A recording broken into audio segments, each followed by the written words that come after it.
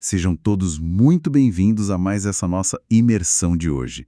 E, para começar o nosso encontro, eu gostaria de receber cada um com um desejo sincero de que uma bênção divina acompanhe o dia e a semana de cada pessoa que escuta o nosso programa. Amém.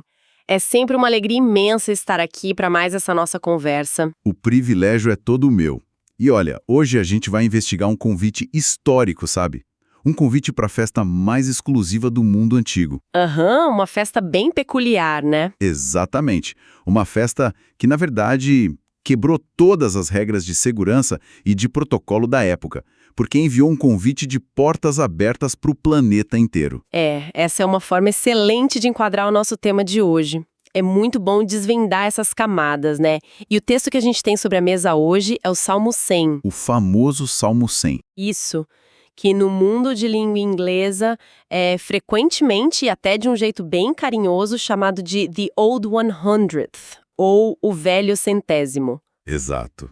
E para guiar esse nosso mergulho, a gente vai usar as notas e os comentários da Bíblia de Estudo NAA e cruzar esses dados com uma análise bem detalhada do teólogo Ellen P. Ross. Material de primeira. Com certeza. E a nossa missão aqui não é só ler o que o texto diz. Afinal, esse é um hino incrivelmente familiar para muita gente que nos acompanha. Muita gente sabe de cor. Sim. Então a missão é descobrir o porquê. Por que esse texto exige uma alegria tão efusiva? Como era a mecânica de tudo isso no mundo real lá atrás? É fundamental fazer essa pergunta, porque o maior risco com textos muito famosos é a gente ligar o piloto automático, sabe? Nossa, sim. A gente lê e nem presta atenção. Então, para entender essa alegria toda, a gente precisa primeiro entender o palco onde esse hino era cantado. E quem estava na plateia também, né? Perfeito, quem estava na plateia. Historicamente, o Salmo 100 não existe num vácuo flutuando sozinho ali no meio do livro. Ele faz parte de uma sequência literária e litúrgica muito específica. O material de estudo menciona que ele está ligado aos salmos de entronização. Peraí, salmos de entronização, o que isso significa na prática? A gente está falando de tipo uma cerimônia de coroação? Essencialmente sim, mas aplicada a Deus. Se a gente olhar o quadro geral, o Salmo 100 é o clímax de um grupo de salmos, especificamente o 47, o 93 e a sequência do 95 ao 99. Certo. E todos eles celebram o governo soberano de Deus. No mundo antigo, quando um rei humano assumia o trono, imagina o barulho. Devia ser ensurdecedor. Muito. Eram trombetas, gritos, procissões. Esses salmos pegam toda essa linguagem de realeza, toda essa pompa e aplicam ao Senhor. O Salmo 100 era usado no templo durante os sacrifícios para coroar Deus como grande rei. Uau! Então é um cenário de corte real com o soberano absoluto sendo ovacionado. Exatamente isso. E é aí que entra uma coisa que me deixou pensando, sabe?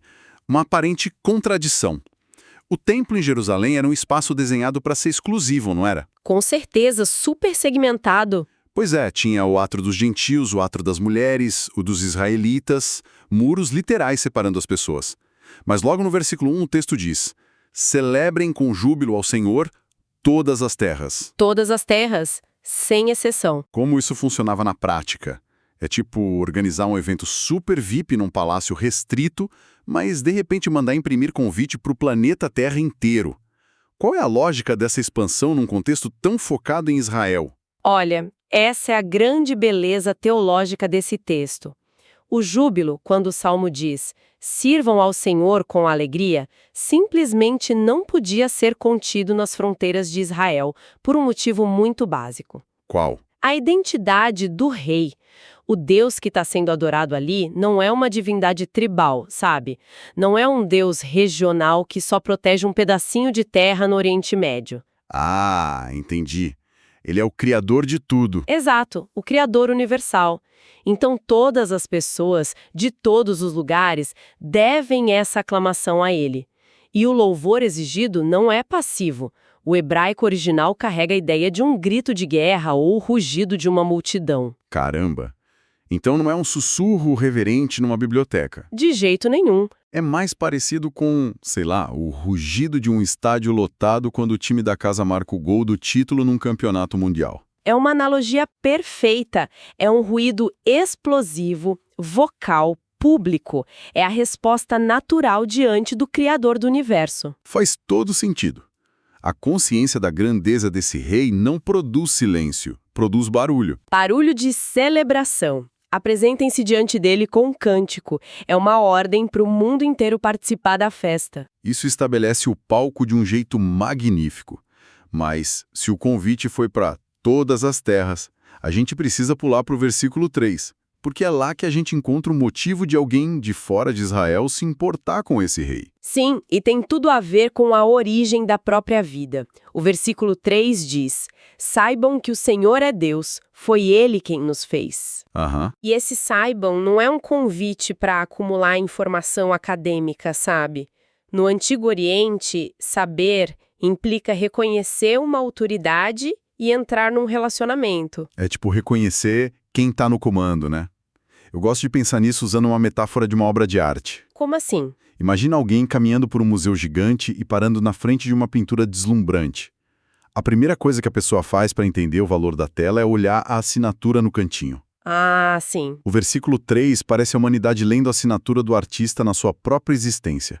Foi ele quem nos fez. A gente é a tela, ele é o pintor. Que imagem linda! E é justamente investigando essa assinatura que as fontes trazem um dos mistérios de tradução mais fascinantes sobre esse texto. Eu vi isso nas notas e achei impressionante.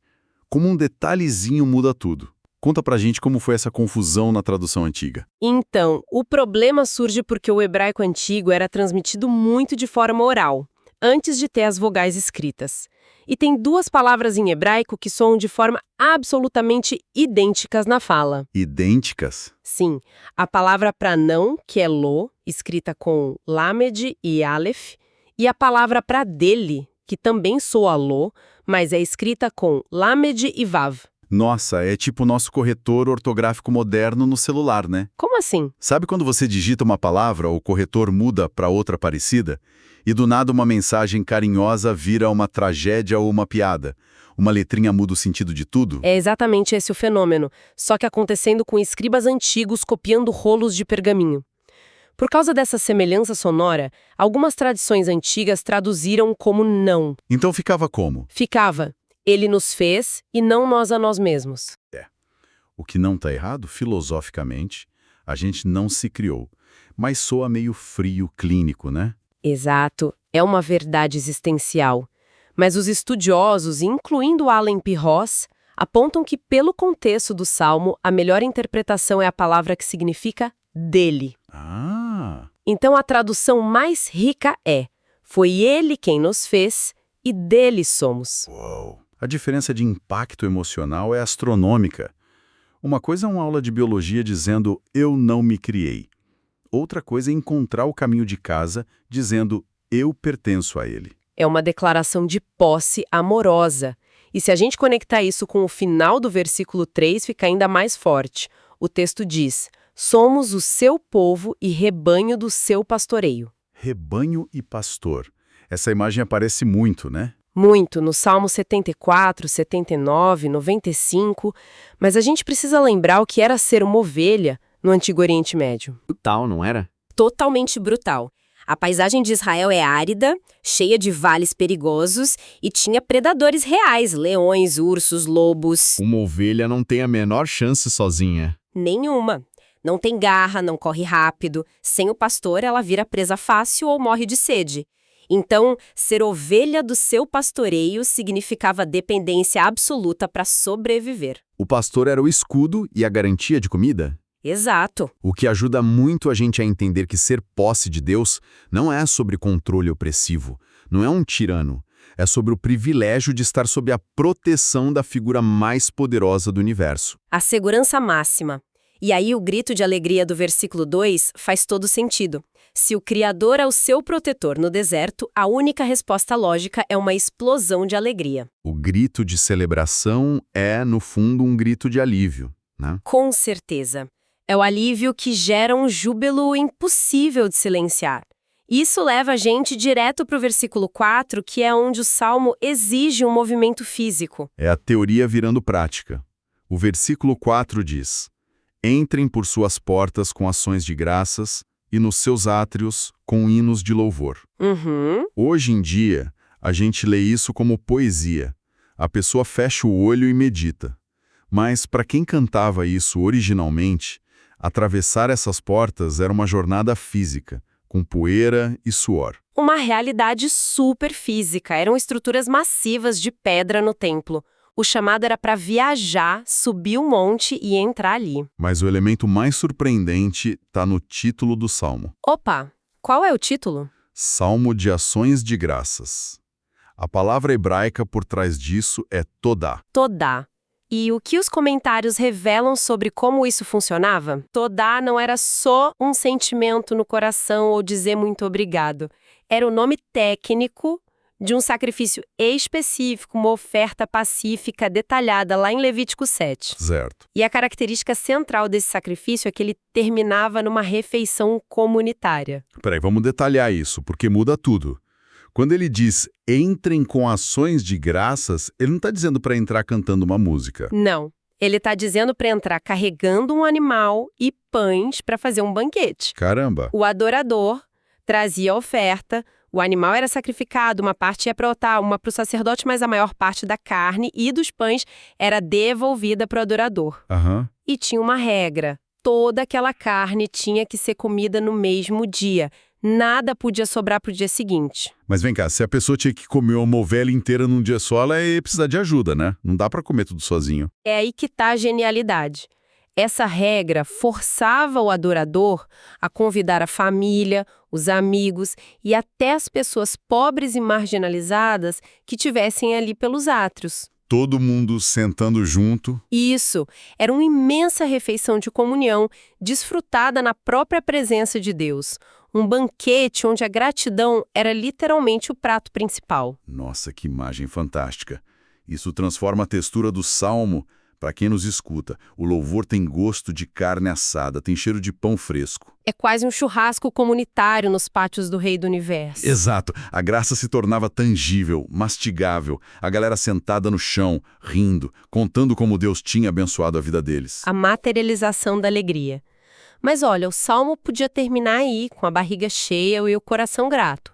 Mas no versículo 5, ele vai mais fundo. Ele revela o alicerce de tudo isso. Sim, o fundamento geológico que sustenta cada porta de pedra e cada banquete. O caráter do próprio Deus. O versículo 5 diz: porque o Senhor é bom, a sua misericórdia dura para sempre, e de geração em geração a sua fidelidade. A festa só é segura porque o dono da casa tem esse caráter. Perfeito. E as fontes, como Allen P. Ross, explicam que essas palavras evocam o Êxodo 34, versículo 6. Quando Deus passa por Moisés na fenda da rocha. Isso. E a palavra misericórdia aqui é hesed. Não é só ter peninha de alguém. Hesed é lealdade à aliança. É um amor obstinado, focado em manter promessas. Ou seja, não é baseado no humor do dia. Não é um Deus inconstante que precisa ser acalmado o tempo todo, como nas nações vizinhas. Não mesmo. É um contrato de amor selado e fixo. E essa fixidez nos leva à questão do tempo, de geração em geração.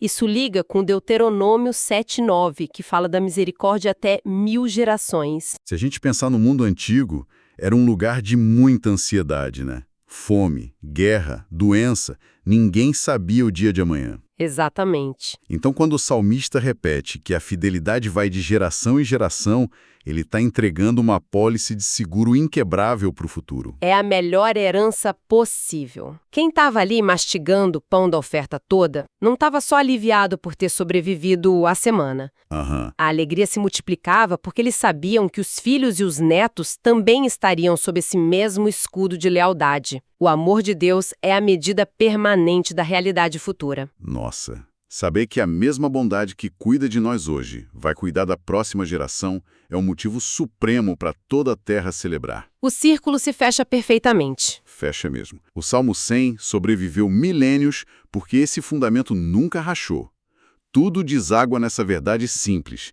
Ele é bom e seu amor para sempre. É uma síntese magistral de toda a teologia de adoração de Israel. O que nos leva a uma provocação final, essencial para a gente amarrar os fios da nossa análise de hoje. A gente viu que o Velho Centésimo era um convite físico para um templo literal em Jerusalém, com ovelhas e pães.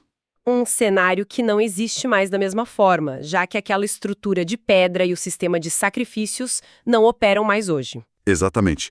O templo de pedra não está lá, mas o Deus que era adorado naquelas cerimônias continua sendo o mesmo Criador e o mesmo pastor inabalável. Sem dúvida. Então, a pergunta para reflexão que fica para quem está nos acompanhando é: como acessar essas portas e átrios no cotidiano moderno?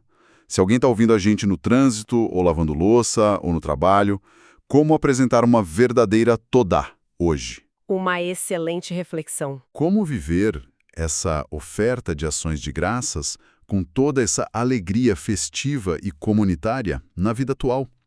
É um desafio mental e espiritual fascinante para levarmos ao longo dos próximos dias. Com certeza, um desafio para todos nós. Que Deus abençoe todos os ouvintes.